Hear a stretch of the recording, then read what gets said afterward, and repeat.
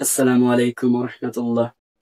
রাসূল সাল্লাল্লাহু আলাইহি সাল্লামের জন্মদিন এবং মৃত্যুদিন পালন করা যাবে কিনা, এর সাথে 12ই রবিউল আউয়াল আমরা যে অনুষ্ঠানগুলো করি এগুলো করা যাবে কিনা আজকে আমরা জানবো এই ভিডিওতে ইনশাআল্লাহ। চলেন।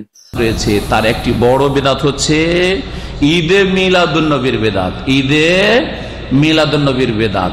ঈদ হচ্ছে দুটো ইসলামে, তিনটা যখন করলেন তো তিন ঈদের বেদাত। তারপরে এতে যে উৎসব করছেন 12 রবিউল আউয়ালে নবী সাল্লাল্লাহু আলাইহি ওয়াসাল্লাম এই দিনে ইন্তেকাল করেছেন। আপনার বাড়িতে যদি আপনার বাপ মারা যায় আর আপনার প্রতিবেশী আমি সেই দিন যদি ধুমধাম করি, আপনাকে কেমন লাগবে যে নিশ্চয় এই লোক আমাদের দুশ্মন, এই জন্য বাড়িতে ওর ধুমধাম চলছে, ঠিক না?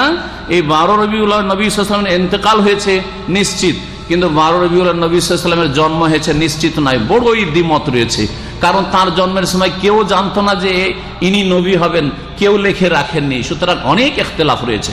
কিন্তু ইন্তেকালের ক্ষেত্রে কোনো ইখতিলাফ দ্বিমত নেই যে নবী সাল্লাল্লাহু আলাইহি ওয়াসাল্লামের ইন্তেকাল 12 রবিউল আউয়ালে হয়েছে। সুতরাং এই দিনে যারা আমোদ ফুর্তি করছেন তারা দুশ্মন নবী সাল্লাল্লাহু আলাইহি ওয়াসাল্লামের, হাসছেন, উৎসব করছেন, ফুর্তি করছেন, আনন্দ করছেন। আপনি কি এটা প্রমাণ করেন না? আল্লাহ যেন বুঝার তৌফিক দান। নবী সাল্লাল্লাহু আলাইহি ওয়াসাল্লামের সাথে যদি অতই ভালোবাসা থাকে তো বছরে একবার নয়, নবী করিম সাল্লাল্লাহু আলাইহি ওয়াসাল্লাম প্রত্যেক সোমবারে কি করতেন? রোজা রাখতেন। আপনি প্রত্যেক সপ্তাহে একটা করে রোজা রাখার মাধ্যমে খুশি প্রকাশ করেন যে আলহামদুলিল্লাহ আমি এই শেষ নবীর মাধ্যমে হেদায়েত পেয়েছি, মুসলিম হয়েছি, জান্নাতের রাস্তা পেয়েছি, তাই প্রত্যেক সোমবারে আমি রোজা রাখছি। যেমন নবী করিম সাল্লাল্লাহু আলাইহি ওয়াসাল্লাম প্রত্যেক সোমবারে রোজা রেখেছেন। সাহাবীরা জিজ্ঞাসা করেন, ইয়া রাসূলুল্লাহ, যে আপনি সোমবারে কেন রোজা রাখছেন? বলছে যাকা ইয়াউমুন ওয়ালিদতু ফীহি, এই সোমবারে আমি এই জন্য রোজা রাখছি, এই দিনে আমি ভূমিষ্ঠ হয়েছি। আও উনজিলা আলাইয়া, আর এই দিনে প্রথম আমার উপর কোরআন নাযিল হয়েছে, ইকরা বিসমি রাব্বিকাল্লাযী খালাক নাযিল হয়েছে। এই দুই খুশিতে আমি আল্লাহর শুকরানা স্বরূপ রোজা রাখছি। আপনিও প্রত্যেক সোমবার করে রোজা রাখেন, তার সাথে আরো রোজা রাখবেন, বৃহস্পতিবারও রোজা রাখেন, কত সুন্দর কথা। কিন্তু এইসব মিলাদুন্নবীর বিদআত, মিলাদুন্নবীর বিদআত তো আছে এক বড় বিদআত, তার সাথে আরো বড় বিদআত কি শুরু হয়েছে আজকাল মুসলিম সমাজে?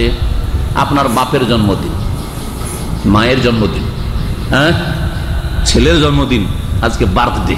ওর নাম আর বাংলা বলছে না, এখন কি বলছে? ইংলিশ বলছে। জাতিতে বাঙালি, স্বাধীন করলাম বাংলার নামে, কিন্তু বলে কি? বার্থডে। ঠিক করে বাংলা বলতে পারে না, এই হলো অবস্থা। বার্থডে, আজকে কার বার্থডে? বলছে আমার ছেলের, আজকে মেয়ের, আজকে আমার স্ত্রীর, আজকে স্বামীর, আজকে আমার ভাইয়ের, আজকে আমার দাদার। এই যে জন্মবার্ষিকী আর মৃত্যু বার্ষিকীর ইসলামে কোনো স্থান নেই।